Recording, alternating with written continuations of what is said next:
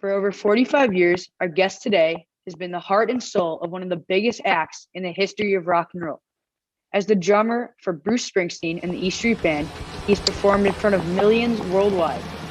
I'm thrilled to introduce a member of the Rock and Roll Hall of Fame, Max Weinberg. Adam Stein, young man. Hi, guys. I know that's a real backdrop, not any green screen. That looks fantastic. Wow. Thank you. Incredible. Okay, so here I am in my little makeshift studio, and actually I'm sitting, Adam and Jackson, for your personal knowledge, I'm sitting at my drum set that I used on the Tonight Show. Max! Hey, Conan, how you doing? Yeah, Max, you gotta stop playing. I'm trying to do a show now. All right, well, hey, the boys are in a groove, Conan. You don't want to mess with that. Oh, the band's in a groove, huh? Oh, yeah, when the band's in a groove, you just can't mess with it. We have a couple of questions we want to ask you because we know you're very experienced in rock and roll. I could be considered a subject matter expert. I'm happy Maybe. to help. So the first question we wanted to ask you was, what kind of music did you listen to when you were growing up? I listened to a lot of, believe it or not, Broadway musicals. Oh, wow. My mother was a Broadway musical fanatic, so she took us to a lot of Broadway shows. And in those days, they had a, 60-piece orchestra in the theater. And I loved the spectacle and the pageantry of that big orchestral sound. Of course, in those days on TV, you only had 3 channels. Whatever you got exposed to on TV, that was pretty much what you had that in the radio. On television, the big show, of course, you probably heard of the Ed Sullivan Show, which was a variety show. But I guess the big bang moment for me and a lot of people of my age, 70, was when Elvis Presley debuted on television. Right out to the center of the stage to cough out. Ladies and gentlemen, Elvis Presley. Yes, ladies and gentlemen, Mr. Elvis Presley.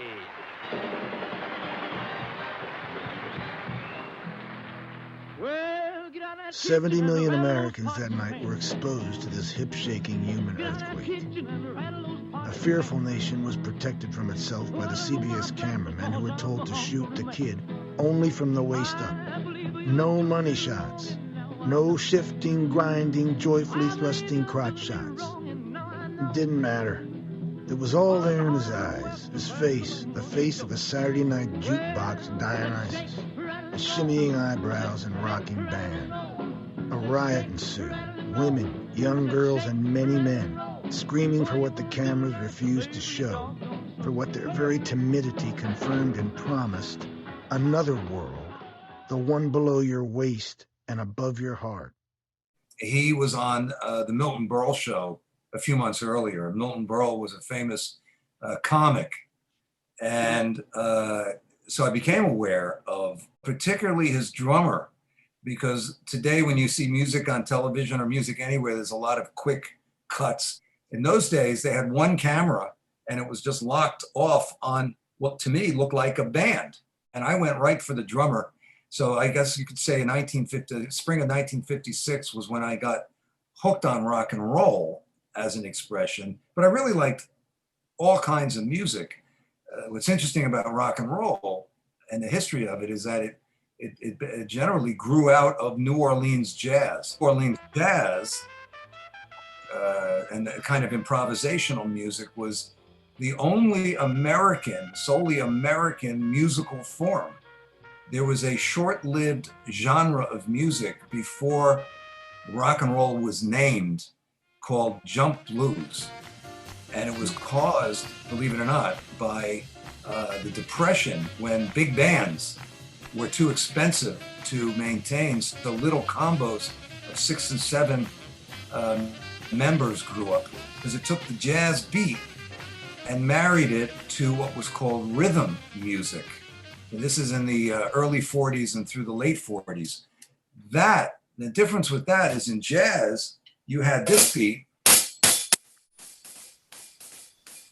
And you still have that in jump blues, but now you had a really loud backbeat.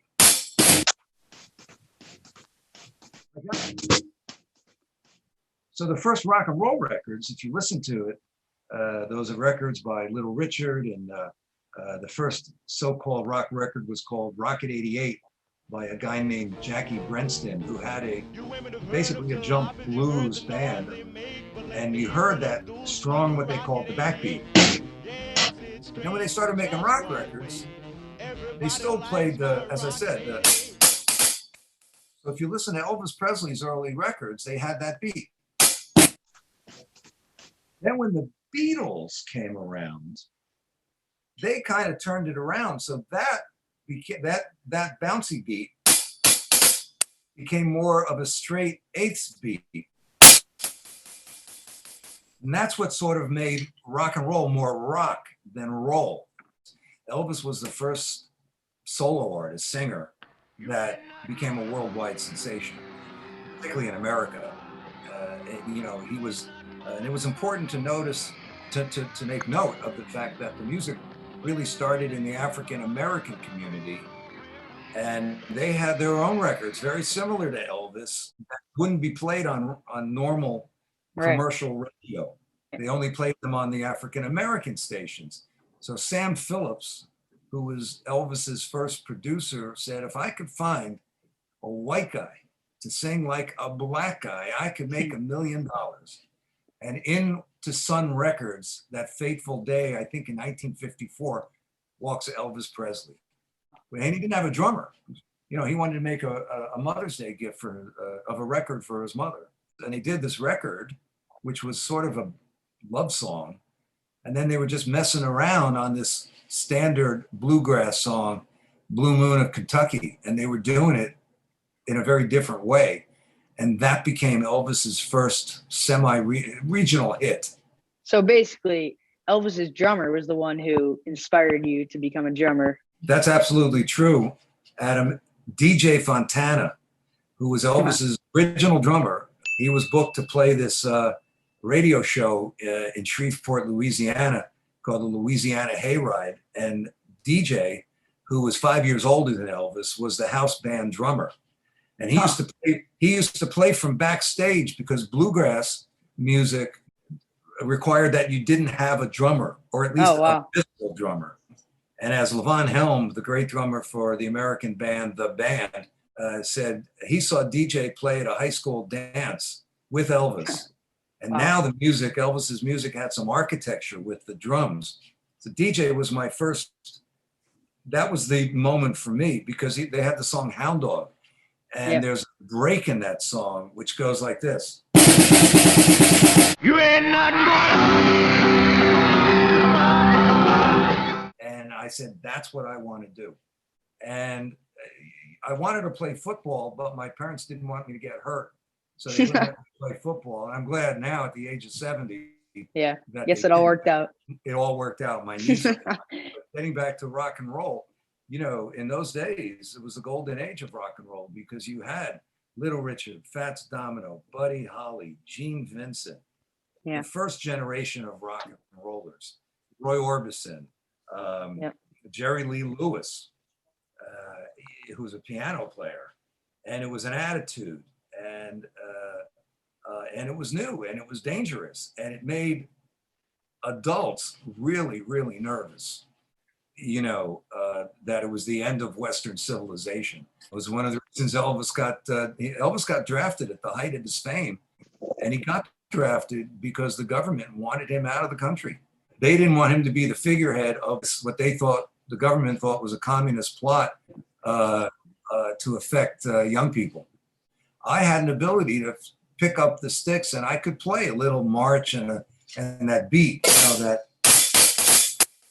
And we were at a bar mitzvah, and there was a band there. And my mother, she went up to the band leader and asked if I could play with his band. And he looked at this little kid, with the horn-rimmed glasses and the crew cut. And I think he thought, in fact, I know he thought that, well, what can he play? But he was game, so he let me play. So we played a song called, I was 7 years old, 1958. And we played a song called When the Saints Come Marching In. And I did a little intro drum solo that went.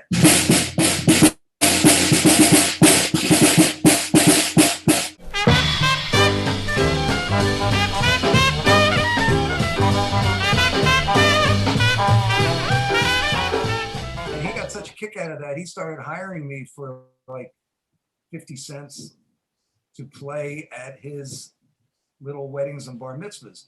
You officially My played with first your first job band when I at was 7 years old. Well, I played with his band, but my first professional job.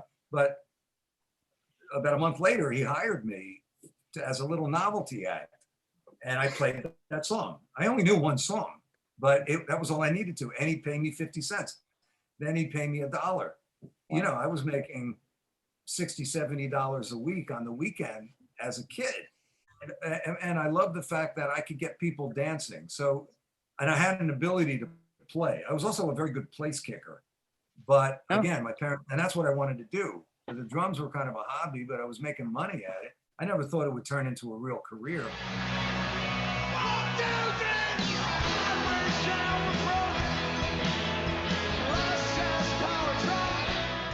Did your parents approve of you playing that kind of music back then? Another great question. Yes, they did. I consider myself lucky because even a lot of my colleagues in the E Street Band, parents didn't support them. And I loved doing it. I had found something, you know, pretty much by accident. When I got a little older, it was, you know, well, you're not going to join the Beatles, so what are you going to do with the rest of your life? When I was 23, that was the summer I met Bruce Springsteen in the E Street Band. Wow. But they gave me a lot of support, which I think is important. And no matter what, there's essentially no difference between the rock that was played in the 50s and the music that your generation would be listening to that many parents today in 2021 would say, you know, turn that crap off. What they're not getting is that it's the way that your generation and older generations, you know, whether it's hip hop, rap music, metal music, it's this expression of emotion, very often negative emotion, and a way to deal with it.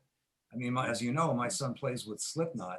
When you go to a Slipknot concert playing that kind of rock, it's cathartic.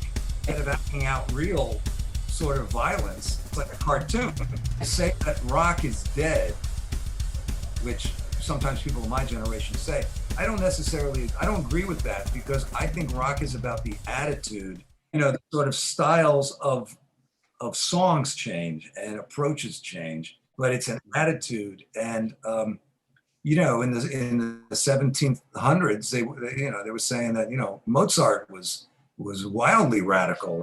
This is an expression in rock and roll. If Beethoven was alive today, he'd be playing a Stratocaster through a Marshall amplifier. That to me is the essence of rock and roll. The styles change, the different types of music change, but it's that feeling of kind of going wild. It didn't matter your social strata. The street corner, you know, doo-wop groups that would literally have no instruments except their voices. Very popular in the 50s and early 60s. The people who were in control in the 50s of the record companies and radio and TV, they thought it was a fad. Well, here we are, you know, 60, 70 years later, it's clearly not a fad. I feel like it's the same stages every time a new style of music comes out. As I say, rock used to be what we would consider rap for our parents. You know, they say, turn that crap off, as people would say that about rock and roll, you know, 60 years ago, because it was new. And like you said, with Beethoven, that was a harder type of music back then, or like a more extreme type of music back then, even though we think of that now as the softest type of music you can possibly play. You know, when Beethoven was doing his work, the music he was composing was radical. It was a new form of classical music. They didn't, back then, they didn't call it classical music. No, it was 300 years ago, 250 years ago. Now it's classical music. There's anger in it. There's drama. There's violence. There's sweetness. There's love. There's hate. There's also in Beethoven particularly. So very natural that it would evolve, you know, to rock and roll. And then making records became possible. and then making singles, which that was an amazing invention, because now the single was the first record that didn't break. Suddenly music became portable. And then the transistor radio was a huge boon to rock and roll music, all music, but particularly rock and roll, because now a kid could go to school with his, iPhone-sized transistor radio in his back pocket. If you were clever, you could, walk around with an earpiece, and hide it in your long hair and listen to music. Yeah, exactly. So that's why, rock and roll, as they say, rock and roll is here to stay. The way we listen to music has also evolved through the years, coming from back then, hundreds of years ago, when the only way to listen to music was to go see a live performance. And now to be able to listen to any song you want from anywhere, music is now listened to differently too, which is another point. It's absolutely right. And for any discussion in your grade, middle school or high school today about music has to really focus and understand the delivery of music, the accessibility of music of every type. In the 60s, you had playlists. So basically when you listened to the radio, you heard what they wanted you to hear. And if there was something that they didn't play, you had to seek it out on your own. It's become a producer's medium more than a single star, Springsteen, or a band like U2. And, still making great music, great, different types of music. Did you know the impact of rock music, what it would have? When you watch say you watch Jimmy Fallon tonight, maybe 900,000 people will watch it. Mm-hmm. Ed Sullivan was on at 8:00 on Sunday night on CBS. Everyone 80 million people would watch that. For me, up until the Beatles, I was into it. I liked music. But when the Beatles happened, it became big. Suddenly it became a worldwide sensation. They did. So that was kind of music in general, rock and roll specifically, on steroids. Immediately, everybody wanted to play an instrument, and those of us who were playing an instrument, now we had a real, concrete place to put it. And the other thing you have to take into consideration with the explosion of rock and roll was 3 months before the Beatles debuted, not even 3 months, President Kennedy was assassinated. So he was assassinated, and that was unbelievably depressing. That was, for my generation, 9/11 all over again. And in some ways, because it was so shocking. And so the country was in a real malaise, a depression for about particularly young people, up to about 18. And suddenly the Beatles happened, and it was sort of like the clouds parting a bit and sunshine coming through. Here comes the sun. And it was a real antidote to the horrible shock of JFK's assassination. His presidency had a lot to do with, I believe anyway, with the quick rise of rock and roll. Because the Beatles were on Ed Sullivan, and then suddenly every Sunday, instead of having these, tuxedo, they had that, but they didn't have just tuxedoed, what we considered old men and women doing sort of establishment kind of entertainment. He had, one week he had the Beatles, he had the Rolling Stones, the Dave Clark Five, the Kinks, the Zombies, there were the Beach Boys. It goes on and on. So it was once a week. And it wasn't like now, you can get anything you want 24/7. Right. In those days, there was a sense of anticipation. There was a sense of anticipation, which created it, making it even bigger. You would wait, the Beatles are going to be on Ed Sullivan 6 weeks from now. Now it's instant gratification. In those days, adults thought we were being instantly gratified. You'd have to wait. So the time has been compressed. It's impossible to understand today how big and important the Beatles were in terms of their earth-shaking impact. So when you say, did I know it would be that big? As soon as you saw the reaction to the Beatles, and suddenly, I mean, before the Beatles, if you were 13 or 14 years old, you didn't have long hair. You had a crew cut. Yeah. You had like a crew cut. And suddenly you started seeing, right, the next week, my friends, 13, 14 years old, refusing to get haircuts. That never happened before, right? Yeah. So I knew it was going to be big. And I was just very, I worked hard. I was very disciplined. I was very focused. I didn't get distracted by, the dangers that the 60s brought with drugs and drinking and all that. I was very focused on being successful at it. And when I was 23, I met Bruce Springsteen, and I've been fortunate enough to be with Bruce Springsteen since 1974. Bruce and the E Street Band, and make the records and do the concerts and be in the Rock and Roll Hall of Fame, and really achieve a lot of the things that I dreamt as a kid, to see people doing what they do and they love doing it. That should be the aim. So my producer is telling me to wrap it up. So I have one last question for you. So Okay. So knowing that the Beatles were so influential in your childhood and in your life, what was it like playing with Paul McCartney at Hyde Park in front of 100,000 fans? It was unbelievable. It was really a dream come true. And the way I can describe it is that we knew he was there, and he was standing off to the side of the stage by the monitors with his wife. It was in 2012, and he got up to sing with us, and he was playing guitar, lefty, right in front of me. And he was about 8 feet in front of me at the mic, and I'm on a drum riser, and we played that song, I Saw Her Standing There. And, we all have this image of the Beatles on that Sullivan with Ringo on the drum riser.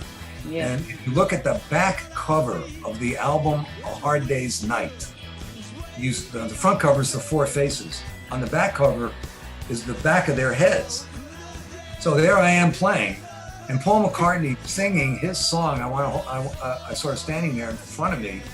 And for those 2 minutes, I was Ringo Starr on the Ed Sullivan Show.